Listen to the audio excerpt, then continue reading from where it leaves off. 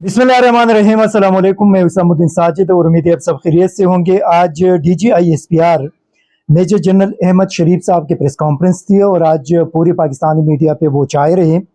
उनके press conference शायद आप लोगों ने भी सुनी होगी। तकरीबन 95% उनका सारा फोकस तहरीक इंसाफ और इमरान खान नाम लिए बगैर बलवाए थे, शरपसंद थे।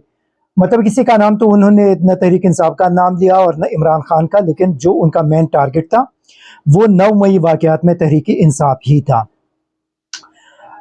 उनके प्रेस कॉन्फ्रेंस के अंदर एक तो उन्होंने अपनी आर्मी के इंटरनल जो एक्शन लिए गए थे उसके हवाले से बात की और फिर साथ साथ एक किस्म की धमकी दी गई कि हम तहरीक इंसाफ और इमरान खान को नहीं छोड़ेंगे। उन्होंने बताया कि जो 9 मई के वाक़यात हुए थे लाहौर में, कोर कमांडर घर पे जो वाक़यात वहाँ पे रोनमा हुए, जो कुछ उसी दिन वहाँ पे सामने आया, उसमें कोर कमांडर लाहौर, उसने तो नाम नहीं लिया, लेकिन एक लेफ्टिनेंट जनरल तो definitely lieutenant general Salman Ghani साहब ये थे, उनको बरतरफ कर दिया। साथ उनके 2 और सीनियर ऑफिसर बरतरफ कर दिए गए। 15 मजीद जो ऑफिसर थे, जिनमें 3 मेजर जनरल और ब्रिगेडियर साहिबान शामिल थे, उनके खिलाफ तादीबी कार्रवाई की गई। बाकी लोगों के खिलाफ कार्रवाई शुरू कर दी गई है या हो चुकी है। ये सारी तफसीलात उन्होंने बता दिए। साथ उन्होंने ये भी फरमाया कि मिलिट्री कोर्ट्स के अंदर, फौजी अदालतों के अंदर 102 जो सिविलियन थे उनका ट्रायल शुरू हो चुका है। आज अटॉर्नी जनरल ऑफ पाकिस्तान ने सुप्रीम कोर्ट ऑफ पाकिस्तान के मौजूद जज साहिबान, जिसमें चीफ जस्टिस ऑफ पाकिस्तान भी शामिल थे, उनको बताया गया कि अभी तक मिलिट्री कोर्ट्स में किसी भी सिविलियन का ट्रायल शुरू नहीं हुआ। लेकिन उनके बयान के बाद या उनके दलाइल के बाद DGISPR ने पाकिस्तानी कौम को बताया कि वहाँ पे ऑलरेडी 102 सिविलियन का ट्रायल जारी है, शुरू हो चुका है। इससे आप अंदाज़ा लगा सकते हैं कि अटॉर्नी जनरल ऑफ पाकिस्तान ने सुप्रीम कोर्ट ऑफ पाकिस्तान के सामने और क्या कुछ कह चुका होगा। उसी दिन जो उन्होंने एक स्टेटमेंट दिया और फिर मैंने अपने एक व्लॉग के अंदर उसका जिक्र किया कि उसने सुप्रीम कोर्ट ऑफ पाकिस्तान को बताया कि कोई भी सहाफ़ी गिरफ्तार नहीं है। ये हुकूमत की पॉलिसी नहीं है कि किसी भी सहाफ़ी के खिलाफ कार्रवाई करे। और फिर मैंने वहाँ पे ये सवाल उठाया कि अगर सहाफ़ी गिरफ्तार नहीं है तो इमरान रियाज खान किधर हैं? अगर सहाफ़ियों के खिलाफ कोई कार्रवाई नहीं हो रही तो समी इब्राहिम के, साबिर शाकिर के, मुईद पिरजादा के, उनके खिलाफ ये दहशत गर्दी और बगावत के मुकदमात किसने दर्ज किए हैं? फिर आप आगे आए कि आज मोहतरम DG साहब ने यह भी फरमाया कि 9 मई वाक़यात में मुलव्विस ज़िम्मेदारान को मंतकी अंजाम तक पहुँचाने में रुकावटें डालने वालों के साथ सख्ती से निपटा जाएगा। क्या उनका ये पैगाम सुप्रीम कोर्ट ऑफ पाकिस्तान के लिए था? क्योंकि already supreme court of Pakistan में फौजी अदालतों के खिलाफ केस के समाअत जारी है और ये गालिब इम्कान है, क्योंकि जो कानूनी माहिरीन हैं उनके राय के मुताबिक ये गैर आईनी इक़दाम है कि आप सिविलियन का फौजी अदालतों में ट्रायल नहीं कर सकते। मतलब उनका ट्रायल करना गैर आईनी इक़दाम है। तो क्या DG साहब का ये message supreme court of Pakistan को था? फिर इस केस की मौजूदगी में कि DG साहब को इस चीज़ का इल्म भी था कि सुप्रीम कोर्ट ऑफ पाकिस्तान में ये केस ज़ेर समाअत हैं और उसके बावजूद उन्होंने प्रेस कॉन्फ्रेंस कर दी। तो क्या उनका जो प्रेस कॉन्फ्रेंस है वो असरअंदाज नहीं होगा उसी केस पे? जो जजेस साहिबान है, क्या उनके लिए अभी फेयर ट्रायल करना पॉसिबल होगा? साफ और शफाफ ट्रायल करना पॉसिबल होगा? कि जब वहाँ पे पाकिस्तानी फौज के तर्जुमान ने एक प्रेस कॉन्फ्रेंस की, उनको बताया कि हम ऑलरेडी ट्रायल कर रहे हैं, सिविलियन हमारे कब्ज़े में है या हमें हैंड ओवर कर दिए गए हैं, उनका ट्रायल इस वक्त चल रहा है, हमने अपने इतने लोगों के खिलाफ कार्रवाई कर दी है और जो भी वहाँ पे रुकावटें खड़ी करेंगे उनके खिलाफ एक्शन होगा। हम ये नहीं कहते कि ये सुप्रीम कोर्ट ऑफ पाकिस्तान को धमकी है, लेकिन अभी जो वकला साहिबान वहाँ पे दलाइल देंगे डेफिनेटली वो इसी पॉइंट को उठाएंगे کہ کیا ڈی جی صاحب نے براہ راست سپریم کورٹ آف پاکستان اس کیس پہ اثر انداز ہونے کی کوشش کی ہے؟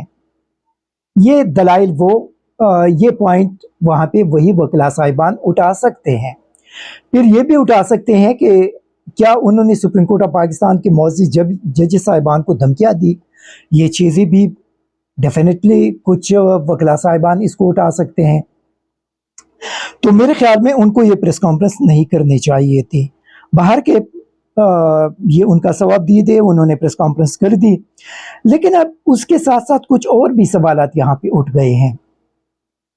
کور کمانڈر کو برطرف کر دیا، ان کے ساتھ کچھ اور سینئر آفیشل کو برطرف کر دیا گیا، ٹھیک ہے، ملٹری کا اپنا ان کا ڈسپلن ہے، وہ اس قسم کی کارروائی کر سکتے ہیں، لیکن اس میں کچھ اور یہ سوالات اٹھ گئے ہیں کہ کور کمانڈر کو اگر برطرف کر دیا گیا ہے تو آئی جی پنجاب برطرف کیوں نہیں ہوا؟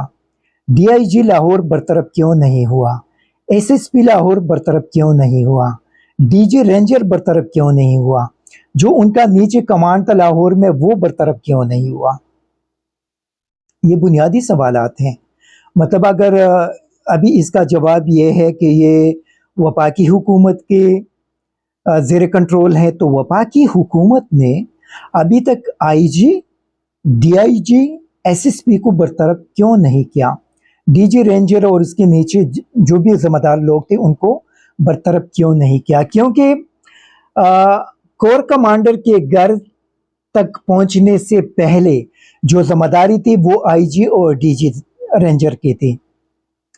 اگر وہ لوگ وہاں پہ اپنی ذمہ داری نبھانے میں ناکام ہو گئے تھے تو ان کے خلاف اس طرح کا ایکشن کیوں نہیں ہوا جو کور کمانڈر اور باقی آفیسر کے خلاف پاک فوج نے کر دیا ہے؟ یہ بڑا بنیادی سوال ہے اور امید ہے کہ اس کا جواب قوم کو دیا جائے گا، کیونکہ اس کا جواب بڑا امپورٹنٹ اور بہت زیادہ ضروری ہے۔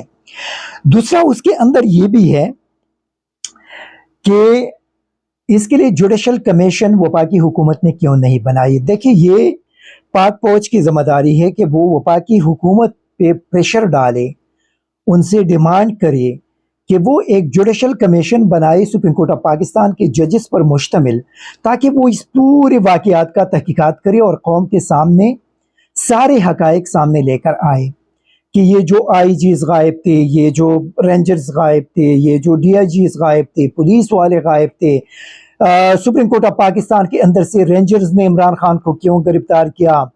پھر اس کے بعد کافی ایسی ویڈیوز موجود ہے جس کے انویسٹیگیشن بہت زیادہ ضروری ہے۔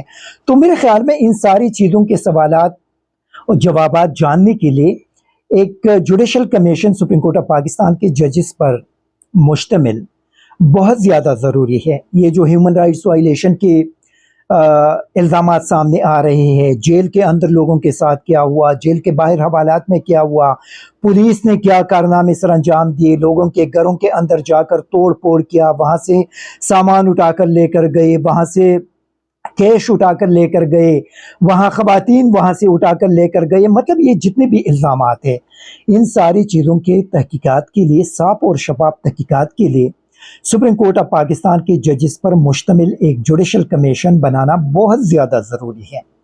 دیکھیں، فوج نے اپنے حد تک تو ایکشن لے لیا، لیکن یہاں پہ سیویلین والے سائڈ پہ ابھی ایکشن کیوں نہیں ہوا؟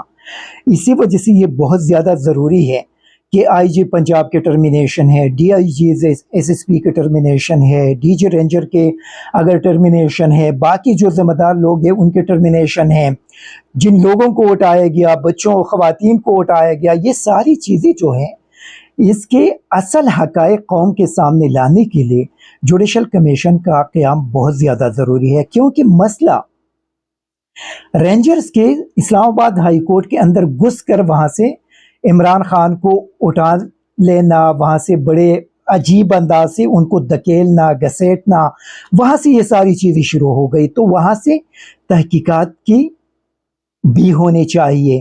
پھر نیب کے چیئرمین نے جو وارنٹ جاری کیا اس کو کیوں چھپا کے رکھا گیا تھا، اور پھر اس کو اچانک اسلام آباد کے پیشی کے موقع پر سامنے کیوں لے کر آیا؟ دیکھیں، ان ساری چیزوں کا میرے خیال میں ڈی جی صاحب ہمارے لیے قابل احترام ہے، لیکن وہاں سے ان چیزوں کا ابتدا اور تفتیش بہت زیادہ ضروری ہے تاکہ اصل جو حقائق ہے وہ قوم کے سامنے آ سکے. Thank you very much. ISTV Pakistan کو سبسکرائب کریں اور بیل آئیکن کو دبائیں مزید ویڈیو اور اپڈیٹس کے لیے.